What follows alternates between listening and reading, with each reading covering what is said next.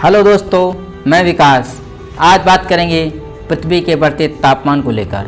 दोस्तों, आज से हजारों लाखों साल पहले जब ये पृथ्वी बनी, उस समय पृथ्वी का तापमान 3000 डिग्री सेल्सियस से 6000 डिग्री सेल्सियस के बीच था।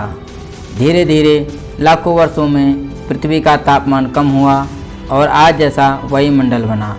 आज जिस वायुमंडल में हम निवास करते हैं, यानी इस पृथ्वी पर ना तो कोई इंसान था और ना ही कोई जीव जंतु और ना ही पेड़ पौधे थे।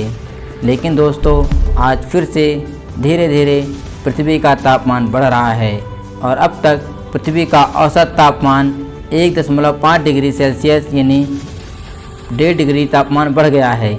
इसी बढ़ते तापमान को ग्लोबल वार्मिंग कहते हैं।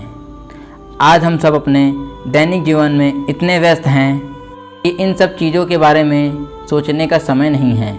अक्सर जब हमें कभी बुखार होता है तो हम फ़ौरन डॉक्टर के पास जाते हैं और उस बुखार का इलाज कराते हैं। आज पृथ्वी के बढ़ते तापमान की वजह से मैं कह सकता हूं कि आज हमारी पृथ्वी को बुखार है। पृथ्वी के बुखार का निवारण कौन करेगा, ये आप सब से सवाल है। कुछ तकनीकी शब्दों से पहले ये समझते हैं कि पृथ्वी को बुखार कैसे हुआ। आपने ग्रीन हाउस गैसेस का नाम तो सुना ही होगा। चलो पहले समझते हैं ग्रीन हाउस गैसेस किसे कहते हैं। पृथ्वी के जिन भागों पर अत्यधिक सर्दी पड़ती है, वहाँ अत्यधिक सर्दी के कारण पेड़ पौधे नष्ट हो जाते हैं। ऐसे में इन पौधों को कांच के एक बंद घर में रखा जाता है और उस कांच के घर में कुछ गैसों को भरा जाता है। इन्हीं गैसों को लोग ग्रीन हाउस गैसेस के नाम से जानने लगे हैं।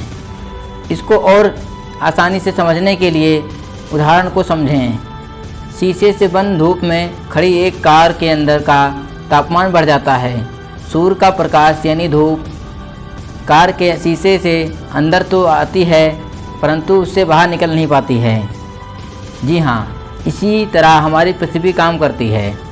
हमारी पृथ्वी के चारों तरफ कई तरह के वायुमंडल परत हैं, जिस पर कई तरह की गैसें पाई जाती हैं। जब सूरज की किरणें पृथ्वी पर पड़ती हैं तो कुछ हानिकारक किरणें ओजोन परत की तरफ टकरा जाती हैं और उनसे वापस हो जाती हैं, बाकी पृथ्वी की सतह तक पहुंच जाती हैं। और जब यही सूरज की आने वाली गर्मी को कुछ मात्रा सोख लेती है तो इसी प्रक्रिया को ग्रीन हाउस गैस कहा जाता है।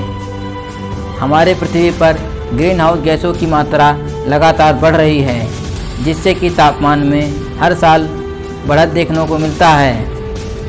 कार्बन डाइऑक्साइड, जलवाष्प, मीथेन आदि गैसें शामिल हैं। यदि आप गूगल पर 2 बार सर्च करते हैं तो 14 ग्राम कार्बन उत्सर्जन कर रहे हैं। इंटरनेट पर 40% कार्बन उत्सर्जन के लिए जिम्मेदार है।